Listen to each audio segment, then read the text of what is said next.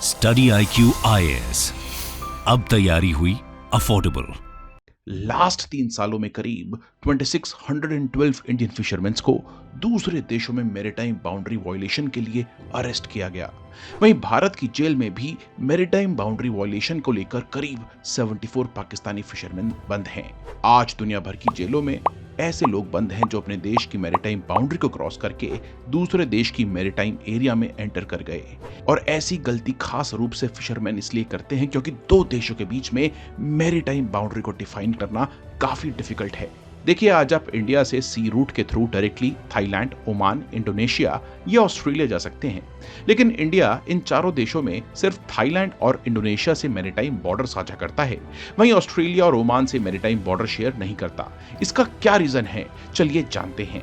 Maritime boundary यानी कि समुद्री सीमा जो दो देशों के बीच मेरीन रीजन को डिवाइड करती है, इसके जरिए ही दोनों देशों के बीच मैरीटाइम राइट्स डिफाइन किए जाते हैं। दो देशों के बीच मैरीटाइम बाउंड्री को डिटरमाइन करने के लिए 1982 में 150 से ज्यादा कंट्रीज ने United Nations Convention on laws of sea यानी कि शॉर्ट में यूएन क्लॉज पर साइन किया। ये इंटरनेशनल एग्रीमेंट मेरीन और मैरीटाइम एक्टिविटीज के लिए लीगल फ्रेमवर्क स्टैब्लिश करता है और 1982 में सिग्नेचर के बाद 1994 में ये ट्रीटी वर्ल्ड ओवर एप्लीकेबल हुई। इस ट्रीटी के अकॉर्डिंग किसी भी देश के एडजॉइनिंग मेरीन रीजन को टेरिटोरियल सी, कंटिग्यूअस जोन और एक्सक्लूसिव इकोनॉमिक जोन यानी कि EEZ में डिवाइड किया जा सकता है और इन सभी जोन्स को डिमार्केट किया जाता है बेसलाइन से। किसी भी कोस्टल कंट्री की सी बेसलाइन उस एरिया को माना जाता है जहां लोएस्ट सी टाइड आती है। इस पॉइंट को इंपॉर्टेंट माना जाता है क्योंकि यहां से ही मैरीटाइम जोन्स को मेजर किया जाता है। बेसलाइन से 12 नॉटिकल माइल्स यानी कि करीब 22 किलोमीटर तक के सी रीजन को टेरिटोरियल वाटर्स कहा जाता है। इस एरिया में कंसर्न्ड कंट्री का फुल राइट होता है और दूसरे देशों की बोट्स या प्लेन्स इस रीजन में बिना परमिशन के एंटर नहीं कर सकते हैं। इस एरिया में रिलेटेड कंट्री के सभी लॉज भी लागू होते हैं। फॉर एग्जाम्पल, इंडिया के सभी लॉज जैसे कि इंडियन कॉन्स्टिट्यूशन, IPC, CRPC, ये सभी लॉज इस रीजन में एप्लीकेबल हैं। यानी कि लीगल पर्सपेक्टिव से ये 12 नॉटिकल माइल का रीजन लैंड की ही एक्सटेंशन है। यानी कि अगर टेरिटोरियल सी में दूसरे देश के जेट्स या नेवल शिप्स एंटर करती हैं तो ये एक्ट ऑफ एग्रेशन माना जा सकता है। नेक्स्ट है कंटिग्यूअस जोन, जो कि बेसलाइन से 24 नॉटिकल माइल्स और टेरिटोरियल वाटर्स की आउटर बाउंड्री से 12 नॉटिकल माइल तक के सी रीजन को कवर करता है। ये जोन भी कंसर्न्ड कंट्री के जुरिस्डिक्शन में ही आता है, लेकिन यहाँ कंसर्न्ड कंट्री के लिमिटेड लॉज एप्लीकेबल होते हैं। इस जोन के लिए पोल्यूशन और इमिग्रेशन से रिलेटेड रूल्स एंड रेगुलेशंस भी वो बना सकते हैं। कंटिग्यूअस जोन में कंट्री के सिर्फ environmental laws, immigration laws, customs law और टैक्सेशन लॉज एप्लीकेबल होते हैं। कंटिग्यूअस जोन के बाद आता है एक्सक्लूसिव इकोनॉमिक जोन। ये बेसलाइन से 200 नॉटिकल माइल यानी कि 370 किलोमीटर तक एक्सटेंड होता है और कंटिग्यूअस जोन की आउटर बाउंड्री से 176 नॉटिकल माइल्स। इस रीजन के हर इकोनॉमिक रिसोर्स पर कंसर्न्ड कंट्री का हक होता है, लेकिन इस 176 नॉटिकल माइल के रीजन में इंटरनेशनल लॉज एप्लीकेबल होते हैं, ना कि कंसर्न्ड कंट्री के लोकल लॉज। यानी कि बेसलाइन से लेकर 200 नॉटिकल माइल के बीच के रीजन में कोई भी रिसोर्स जैसे कि fisheries, petroleum, natural gas, polymetallic nodules etcetera को कंसर्न्ड कंट्री ही एक्सप्लॉइट कर सकती है, लेकिन दूसरे देशों की शिप्स को भी इस रीजन में इनोसेंट पैसेज का राइट होता है। फॉर एग्जाम्पल, इंडिया का मुंबई हाई पेट्रोलियम फील्ड्स जो बेसलाइन से लगभग 95 नॉटिकल माइल्स यानी कि 176 किलोमीटर दूर लोकेटेड है और ऑफ कोर्स ये इंडिया के एक्सक्लूसिव इकोनॉमिक जोन का पार्ट है और इसीलिए इंडिया इन फील्ड से आज पेट्रोलियम और नेचुरल गैस एक्सट्रैक्ट कर सकती है। एक्सक्लूसिव इकोनॉमिक जोन के बाद आने वाले एरिया को इंटरनेशनल वाटर्स या फिर हाई सीज कहा जाता है और ये सभी देशों के लिए एक ओपन रीजन होता है। यूएन क्लॉज के अकॉर्डिंग यहाँ पर सभी कंट्रीज को freedom of navigation, freedom of overflight के साथ साथ फिशिंग राइट्स और इस एरिया में रिसर्च करने के राइट मिले हुए हैं और इसीलिए इन इकोनॉमिक इंटरेस्ट की वजह से काफी सारे देश आज आर्टिफिशियल आइलैंड्स बनाकर अपने एक्सक्लूसिव इकोनॉमिक जोन एक्सटेंड करने में लगे हैं। इसका प्राइम एग्जाम्पल है चाइना, जो यूएन क्लॉज की इस ट्रीटी को वायलेट करते हुए साउथ चाइना सी में 9 डैश लाइन के थ्रू इलीगल क्लेम्स कर रहा है और आर्टिफिशियल आइलैंड्स बिल्ड करके अपने एक्सक्लूसिव इकोनॉमिक जोन को बढ़ाने में लगा है। हेंस दो देशों के बीच मैरीटाइम बॉर्डर्स तभी माने जाते हैं जब उनके एक्सक्लूसिव इकोनॉमिक जोन्स यानी कि EEZs ओवरलैप करते हैं। फॉर एग्जांपल, आप डायरेक्टली इंडिया से ऑस्ट्रेलिया या ओमान सी के थ्रू जा जरूर सकते हैं, बट इंडिया ऑस्ट्रेलिया या इंडिया ओमान के EEZs एक दूसरे से ओवरलैप नहीं होते। हेंस इंडिया ऑस्ट्रेलिया या इंडिया ओमान आपस में मैरीटाइम बॉर्डर शेयर नहीं करते। वहीं दूसरे हाथ पर इंडिया श्रीलंका या इंडिया मालदीव्स के एक्सक्लूसिव इकोनॉमिक जोन्स ओवरलैप करते हैं। हेंस इंडिया श्रीलंका और मालदीव्स दोनों से ही मैरीटाइम बाउंड्री शेयर करती है। हेंस अगर दो कंट्रीज के बीच एक्सक्लूसिव इकोनॉमिक जोन्स ओवरलैप करते हैं तो उन देशों के बीच मैरीटाइम बॉर्डर माना जाता है।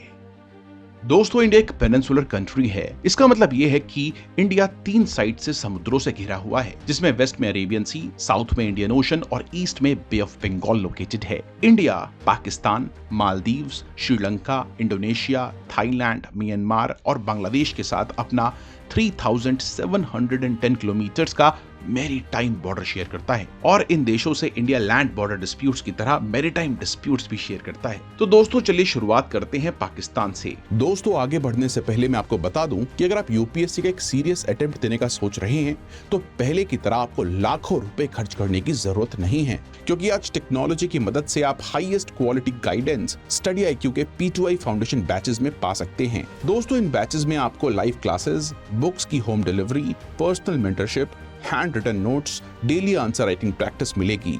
साथ ही अगर आप इस बैच में एडमिशन लेते हैं तो आप MRP यानी कि मेंस रेजिडेंशियल प्रोग्राम के लिए भी एलिजिबल हो जाएंगे, जिसके तहत आपको NCR में ठहराकर मेंस की 1-on-1 प्रिपरेशन करवाई जाएगी, जिसके थ्रू आप मेंस एग्जामिनेशन को इजीली क्रैक कर पाएंगे।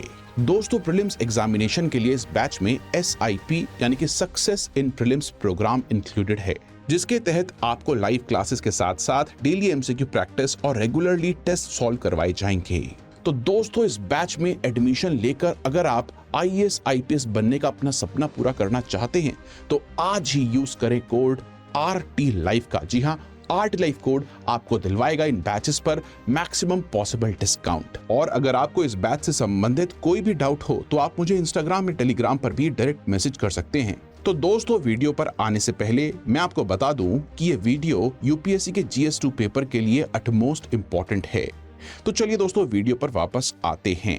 पाकिस्तान के साथ India 3323 kilometres long border share करता है। इस लैंड बॉर्डर के बारे में डिटेल में हम already India's LOC plan video में कवर कर चुके हैं। आज इंडिया पाकिस्तान के बीच इंटरनेशनल बॉर्डर पर सर क्रीक को लेकर डिस्प्यूट है और ये डिस्प्यूट समुद्र में भी एक्सटेंड होता है। दोस्तों, पाकिस्तान के प्रोविंस सिंध और इंडियन स्टेट गुजरात के बॉर्डर पर लोकेटेड है सर क्रीक। देखिए, ये क्रीक एक टाइडल एस्चुरी है जिसे बाणगंगा भी कहा जाता है और ये अरेबियन सी में ओपन होती है। पाकिस्तान के क्लेम के अकॉर्डिंग ये ग्रीन लाइन जो कि इस क्रीक की सदर्न बाउंड्री पर है, इंडिया और पाकिस्तान का बॉर्डर डिफाइन करती है। वहीं भारत के क्लेम के अकॉर्डिंग इस क्रीक के सेंटर पॉइंट से निकलती हुई ये ऑरेंज लाइन जो इंटरनेशनल लॉ के थालवेक प्रिंसिपल को भी फुलफिल करती है, इंडिया और पाकिस्तान के बीच इस रीजन में बॉर्डर डिफाइन करती है। पाकिस्तान का ये क्लेम 1914 के सिंध गवर्नमेंट के रेजोल्यूशन पर बेस्ड है, जिसे गवर्नमेंट ऑफ सिंध और कच्छ के राव महाराज ने साइन किया था और इस एग्रीमेंट में ही सर क्रीक को सिंध का पार्ट माना गया था। लेकिन दोस्तों, इसी एग्रीमेंट के पैराग्राफ 10 के अकॉर्डिंग क्योंकि सर क्रीक नेविगेबल है, इसलिए थालवेक प्रिंसिपल के तहत इस क्रीक के बीचों बीच से गुजरती लाइन इंटरनेशनल बॉर्डर होनी चाहिए। लेकिन पाकिस्तान के अकॉर्डिंग थालवेक प्रिंसिपल जो एक नेविगेबल चैनल को मिड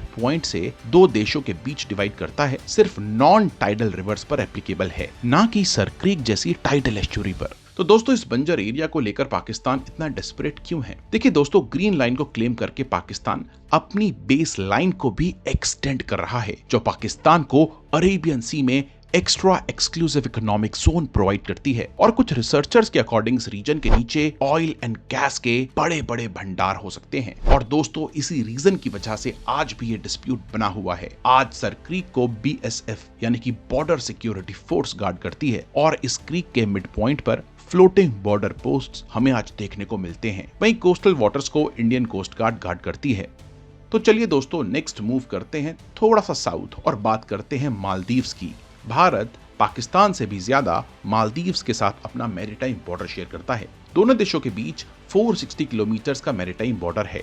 मालदीव्स 1100 से भी ज्यादा आइलैंड से बना एक कंट्री है जो कि इंडिया से करीब 400 किलोमीटर दूर साउथ वेस्ट में लोकेटेड है। देखिए, भारत और मालदीव्स के बीच दोस्ती का एक लंबा इतिहास रहा है।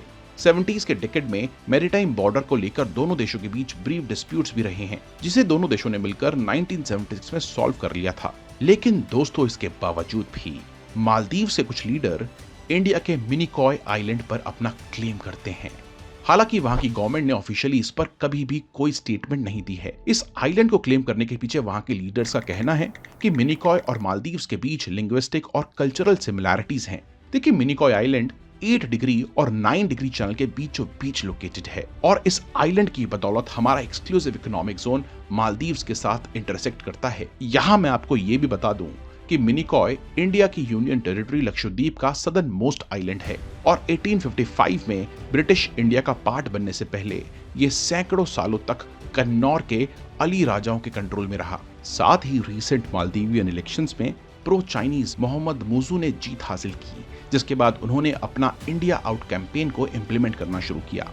ऑल्दो इंडिया मालदीव्स का सबसे बड़ा एड प्रोवाइडर है, लेकिन प्रो चाइनीज प्रेसिडेंट के चलते इंडिया मालदीव्स रिलेशंस का फ्यूचर प्रोस्पेक्ट इतने ब्राइट नहीं दिख रहे हैं। तो चलिए नेक्स्ट मूव करते हैं थोड़ा सा ईस्ट, श्रीलंका पर। हमारे भारत और श्रीलंका के बीच शॉर्टेस्ट डिस्टेंस सिर्फ 54.8 किलोमीटर का है और इन टोटल श्रीलंका के साथ हम 415 किलोमीटर का मैरीटाइम बॉर्डर शेयर करते हैं, जो पाक स्ट्रेट से होकर गुजरता है। लेकिन कचदेवू आइलैंड को लेकर हमेशा ही इंडिया और श्रीलंका के बीच हमेशा कंट्रोवर्सी रही है। हिस्टोरिकली ये आइलैंड तमिलनाडु के रामनाथ किंगडम के कंट्रोल में था, जिसके बाद ब्रिटिशर्स ने इस आइलैंड पर अपना कंट्रोल स्टैब्लिश किया और इंडिपेंडेंस के बाद इंडिया और श्रीलंका दोनों ने इस आइलैंड को क्लेम किया। लेकिन इंदिरा गांधी एरा के दौरान 1974 और 1976 में इंडिया और श्रीलंका के बीच मैरीटाइम ट्रीटीज के द्वारा इस आइलैंड को श्रीलंका को दे दिया गया। दोस्तों, ऑल्दो ये आइलैंड अनइनहेबिटेड है, लेकिन इस आइलैंड के आसपास के सी रिसोर्स रिच हैं और तमिलनाडु के फिशरमैन्स के लिए अटमोस्ट इंपॉर्टेंट भी। और इस आइलैंड के ट्रांसफर के साथ इस आइलैंड का एक्सक्लूसिव इकोनॉमिक जोन भी श्रीलंका का हो गया। हैंड श्रीलंकन नेवी ने इस रीजन में इंडियन फिशरमैन्स की एंट्री को बैन कर दिया और तो और इंडियन फिशरमैन पर श्रीलंकन नेवी ने बहुत बार फायरिंग भी की। दोस्तों, 2020 और 2022 के बीच श्रीलंका ने 500 से ज्यादा इंडियन फिशरमैन्स को यहां पर अरेस्ट भी किया। इन सभी कारणों से इस ट्रीटी के बाद से ये आइलैंड्स इंडियन पॉलिटिक्स में एक बड़ा मुद्दा बनकर सामने आ रहे हैं। जब से ये ट्रीटी हुई है उस समय से ही तमिलनाडु गवर्नमेंट ने इसका लगातार विरोध किया है और हाल ही में नो कॉन्फिडेंस मोशन पर डिबेट करते हुए प्राइम मिनिस्टर मोदी ने कचदेवू आइलैंड को मेंशन भी किया था। तो चलिए दोस्तों, नेक्स्ट बात करते हैं बांग्लादेश की। दोस्तों, यूं तो बांग्लादेश इंडिया का एक इंपॉर्टेंट स्ट्रैटेजिक पार्टनर है, लेकिन मैरीटाइम बॉर्डर को लेकर दोनों कंट्रीज के बीच सालों से कुछ डिस्प्यूट्स रहे हैं। ये डिस्प्यूट्स बे ऑफ बंगाल में न्यू मूरे आइलैंड को लेकर हैं, जिसे साउथ तलपति आइलैंड भी कहा जाता है। 1970 में भोला साइक्लोन के आफ्टरमैथ में new Moore island Haribhanga river के माउथ से कुछ दूर गंगा ब्रह्मपुत्र डेल्टा में प्रकट हुआ। और दोस्तों, इस आइलैंड पर क्लेम के बाद हमने अबाउट इस आइलैंड के अराउंड 20,000 स्क्वायर किलोमीटर के एक्सक्लूसिव इकोनॉमिक जोन पर भी दावा किया और 1981 में इंडियन आर्मी ने यहां इंडियन फ्लैग हॉइस्ट किया, लेकिन बांग्लादेश ने इसका विरोध करते हुए अपना खुद का फ्लैग हॉइस्ट किया। लेकिन 2010 तक New Moore Island sea level rise, land subsistence, monsoonal pattern change की वजह से पानी में वापस सबमर्ज हो गया। लेकिन 2009 में बांग्लादेश ने परमानेंट कोर्ट ऑफ आर्बिट्रेशन के दरवाजे खटखटाए और 2014 के पीसीए की वर्डिक्ट के अकॉर्डिंग 25,000 स्क्वायर किलोमीटर एरिया में से 19,467 स्क्वायर किलोमीटर एरिया बांग्लादेश को अवार्ड किया गया। लेकिन साउथ तलपत्ती यानी कि न्यू मूरे आइलैंड, जो अब डूब चुका था, इंडिया को दे दिया गया। लेकिन दोस्तों, ये 19,000 स्क्वायर किलोमीटर का एक्सक्लूसिव इकोनॉमिक जोन जो बांग्लादेश को अलॉट किया गया, रिसोर्स रिच है। अच्छी फिशरीज के साथ साथ इस रीजन में नेचुरल गैस होने के भी आंकलन लगाए जा रहे हैं। तो दोस्तों, ये बात होती है बांग्लादेश और इंडिया की मैरीटाइम बाउंड्री की। तो चलिए नेक्स्ट आते हैं म्यांमार पर। भारत और म्यांमार आपस में अंडमान सी, कोको चैनल और बे ऑफ बंगाल में 740 किलोमीटर की मैरीटाइम बॉर्डर शेयर करते हैं। रिसेंटली दोनों कंट्रीज के बीच कोई भी मैरीटाइम बॉर्डर डिस्प्यूट सामने नहीं आया है, लेकिन दोनों ही देशों के बीच मैरीटाइम बॉर्डर को लेकर लंबे समय से डिस्प्यूट रहा है, मेनली कोको आइलैंड को लेकर।